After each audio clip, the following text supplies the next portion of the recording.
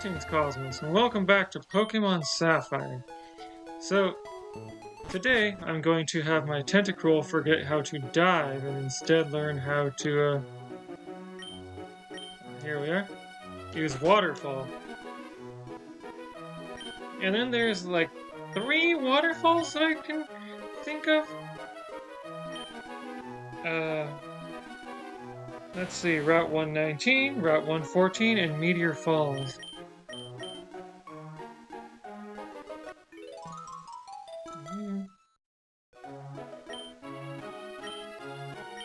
Okay.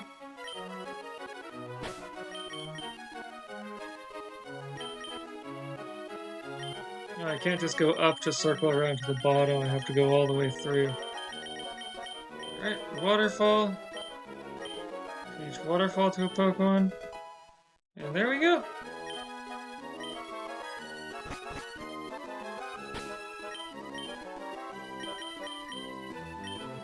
Oh, here's Nosp. Alright. So first off, I want to hit Meteor Falls. Because what is there is something that I want most of all. And then once I'm done with all of that, which might not be today, it might be tomorrow, I will go to the Trick House. And then after all that's over, I can go strike down Victory Road. Alright. Oh, this is my secret base. Whoops. It's amazing how much faster it is to go through a route after you've already cleared it out once.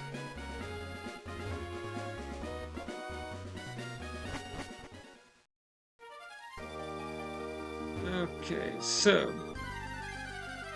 Uh-oh.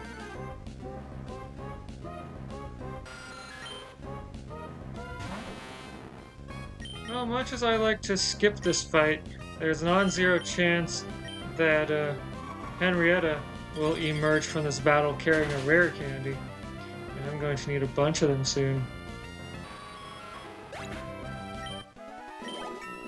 Yay, Laryl grew to level 39.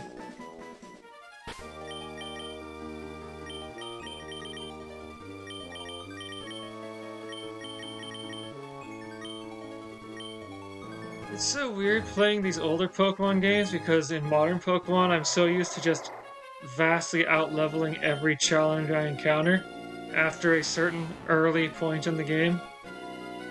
Like, not a specific early point, just after the early game, thanks to the way experience works in later games where, well, you know how it works in later games, right? The entire party gets experience rather than just your lead Pokemon. Or rather than just anyone who participated in combat. And the levels of everything aren't scaled to accommodate for that. Oh, hey, Lunatone. Eat darkness.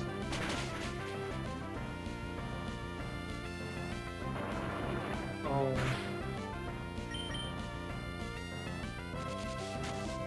It's funny how in the first generation of Pokemon games, all the poison was a type given out quite liberally to Pokemon that were thought of as evil Pokemon or presented as evil Pokemon. And then the Dark type came out, and it's not handed out nearly so generously. The Dark type being the evil, literally called the evil type in Japan.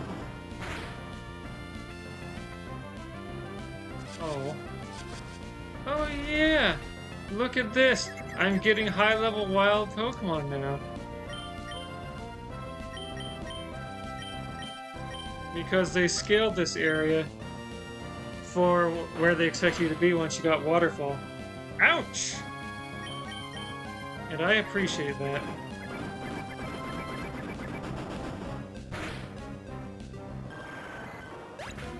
Alright. Okay.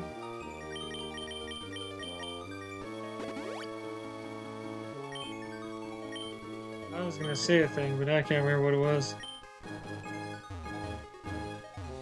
Okay, so I don't know how to ascend here.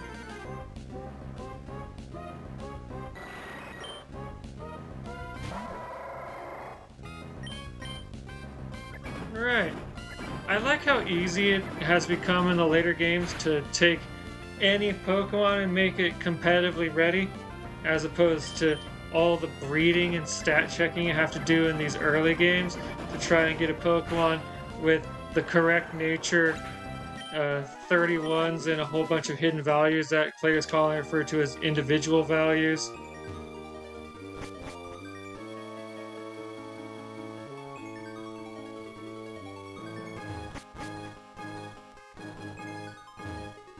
You know, I should challenge that old couple.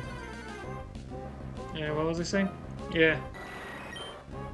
The correct ability.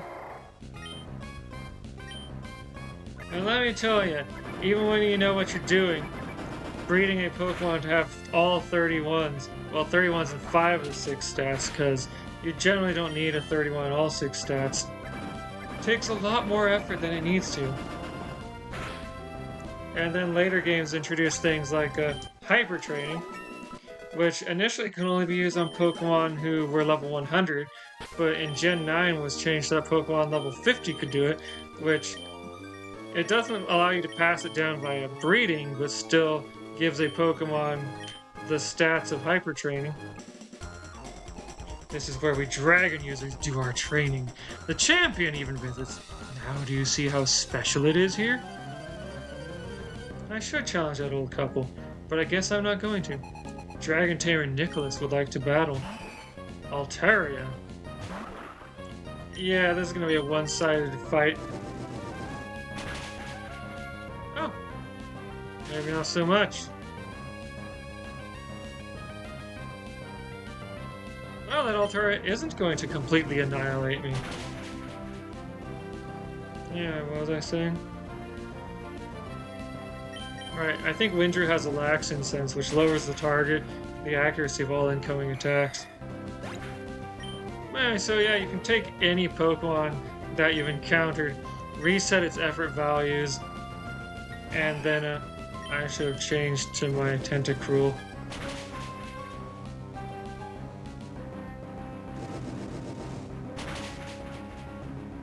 Yep, absolutely should have done that thing. That was over half my health.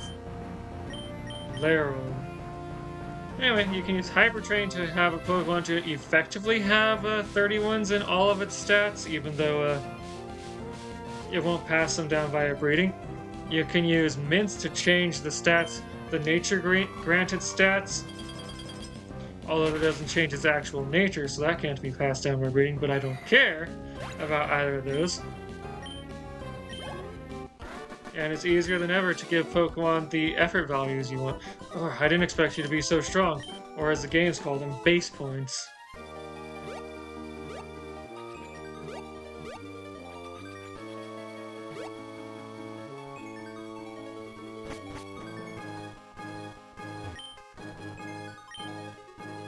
So why do dragon trainers love this place so much? We shall see.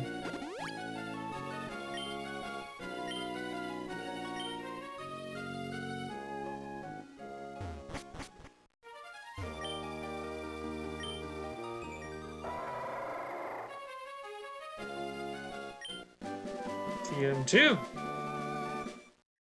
Dragon Claw. So normally you don't see me just running around trying to encounter something. I want this.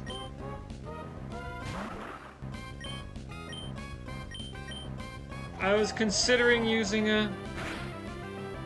okay, Dragon Breath, but then I thought, you know, I don't want to accidentally kill it.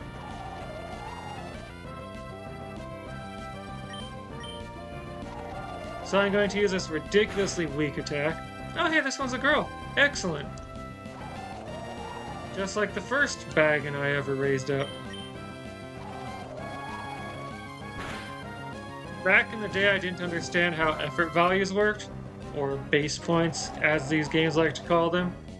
What I did understand was that supposedly if a Pokemon that you raised up yourself, whoa, that's more damage than I want it to take. I hope it doesn't have a...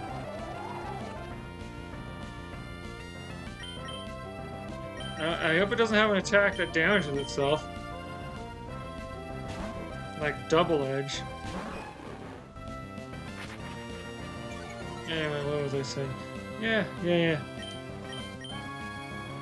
So the first one of these, so when I first raised one of these up, I understood that Pokemon that you raised up yourself are supposed to be better than Pokemon that you raised up through rare candy, and so I thought that the stat gains from leveling were better than the stat gains from any other source. So I went and bred one of these to hatch an egg and then raise that egg up. Now I realize that was actually kind of dumb. But, you know, the rumors around the internet, there were actually actual explanations for those works at the time, but the rumors I had heard around the internet and vague allusions from Nintendo Power led me to believe what I did. Bagon harbors a never-ending dream of one day soaring high among the clouds, as if trying to dispel its frustration over its inability to fly. This Pokemon slams its hard head against huge rocks and shatters them into pebbles. Yes. So this is going to be my final party member? To replace Nosp.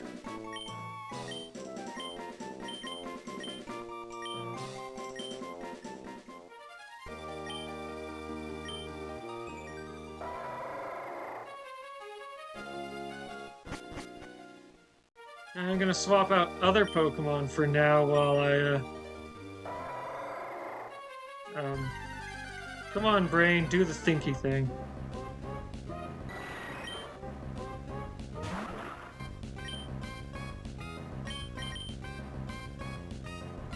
Okay, you are the weakest of all my level 39 Pokemon. Dragon Breath will probably do the most damage. Oh, nice. Ouch. No, I know. What was I talking about? Yeah, I'm gonna swap out other Pokemon to level up Bagon because I still need the ability to fly. Yeah, take that, Golbat.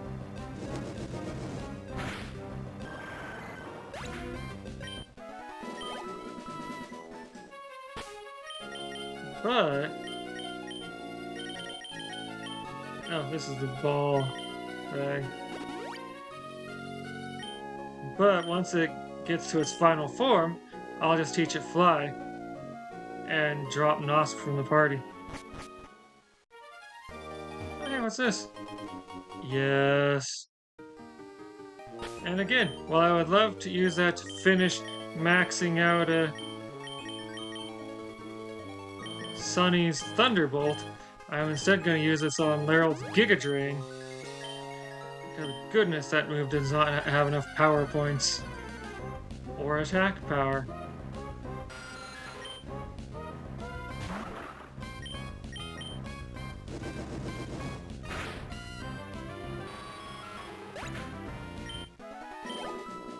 Alright, so anything invisible here? Nope.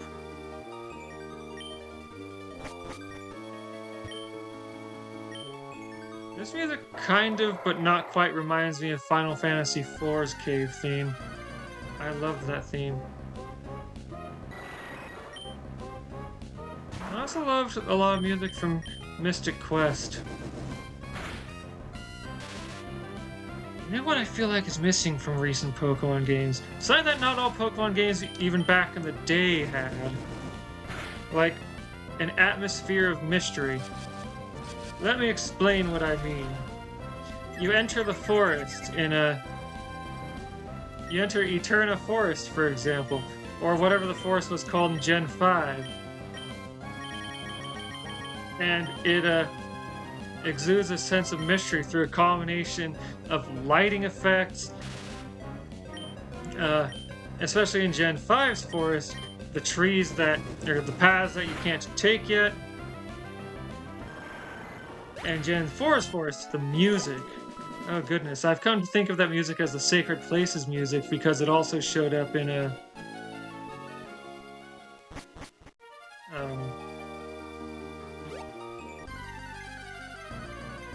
come on, brain, why can't you brain? in Snow Point Temple.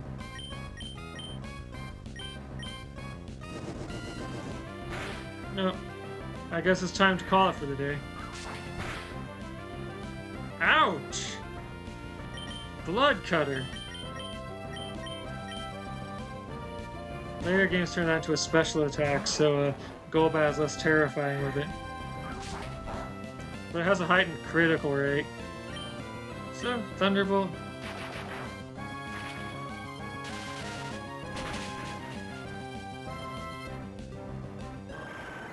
So Thunderbolt's going to be more powerful against things weak to dark, unless they are also resistant to electricity. Alright, Windry needs to get to level 45 to finish his evolution.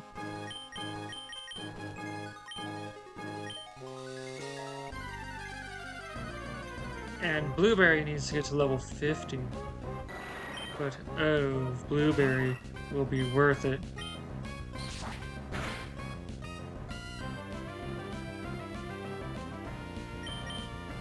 Anyway, what was I saying?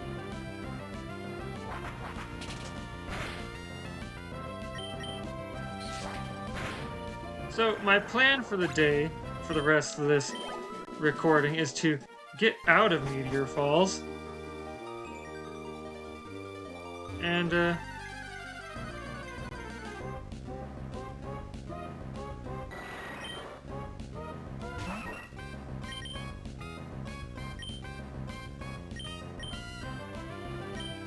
yeah, get out of Meteor Falls and swap Blueberry into my party. And hand Blueberry an experience share. That way, next time I can finish exploring Meteor Falls. And, you know, Nosp should also pick up Return Favor. It'll be way more powerful than any of Nosp's flying attacks. Yes.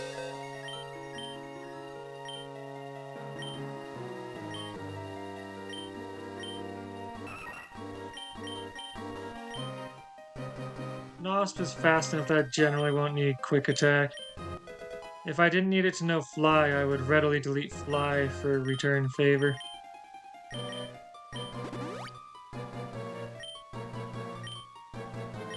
Alright, so then. Sheesh.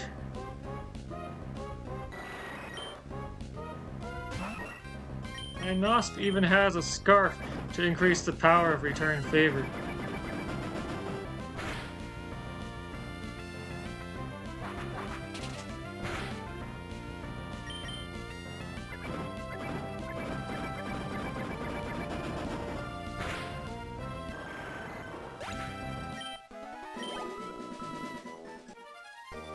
Alright. Oh hey, what's TM23 do? TM2 is Dragon Claw. It's a power 80. I can't remember which TM I just picked up, so let's just have a look through all of them. No, not 42.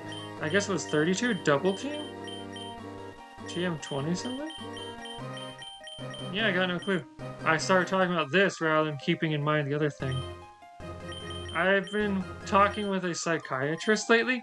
I'm borderline ADHD, in that the form that I filled out when put into a spreadsheet left me 1 point short of ADHD. I was mostly looking for context. Well, entirely looking for context. I'm not interested in getting any kind of medicine for that. Stimulants to help me focus or whatever.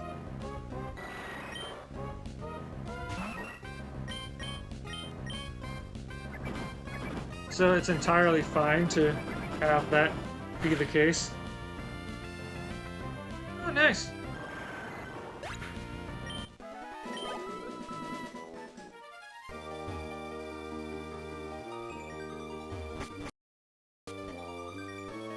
Well, I guess this is all the exploration there is to do of Meteor Falls. I'm gonna challenge this old couple and then try and figure out how to get out of here. We've been married for 50 years. The bond we share as a couple could never be broken. I envy that kind of attachment. Old couple John and Jay would like to battle. Oh, they're both veterans.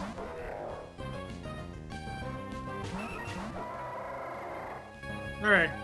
Aerial Ace will actually hit for more damage than,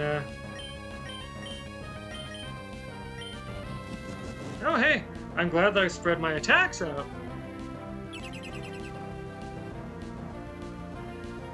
Yeah. Because if I didn't spread my attacks out, Hariyama would have annihilated something, probably Henrietta. And, Metachan would have just blocked both my attacks. Which is a risk that you take in double battles if you try and, focus fire on something to take it out quickly.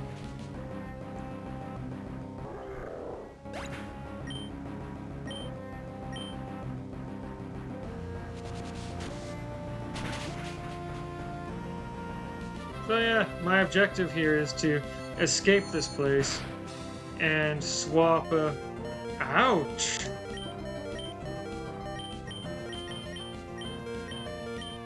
And swap Blueberry onto my team and give it an experience share. That way it can start gaining experience. I need to get to level 50 as quickly as possible. Oh dear, we've lost my dear husband.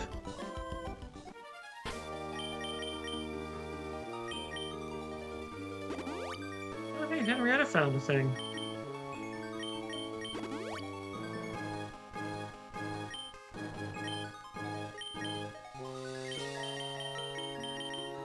But it's not an escape rope. We've been married for over 50 years. Come to think of it, I've yet to beat my dear wife in a battle. 50 years of marriage. If we ever argued, we always settle with a Pokemon battle. Okay, I think that might just be a standard wife bad joke.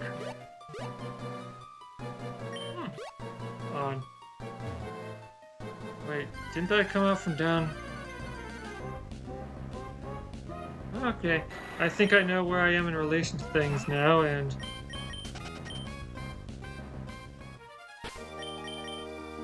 Alright.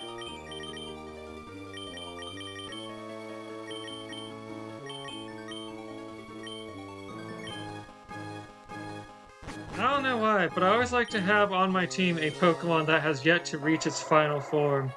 It's always so exciting to have Pokemon evolving when I'm playing, you know? Alright, so, here we go. Flying off to Fallarbor Town, because I'm not entirely sure that I finished exploring Meteor Falls because I never came back with Surf, you know?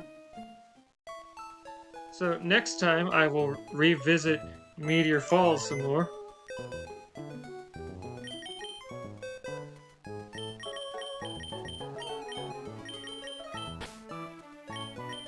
Alright.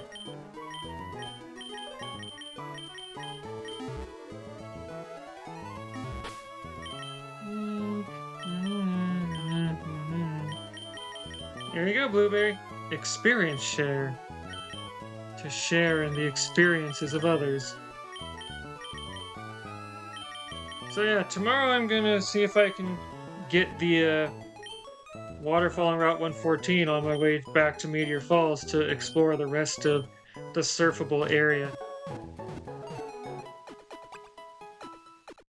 And then I'm gonna hit up Route 119 for its waterfall, and then go to Sootopolis. Or no, not Sootopolis. Go to the Trick House because I've completed the Sootopolis gym, and hopefully that will get Blueberry enough experience to hit its first evolution at least. I don't know why I'm saving twice in a row. I got distracted and was like, nope, haven't saved yet. Anyway, yeah, join me next time.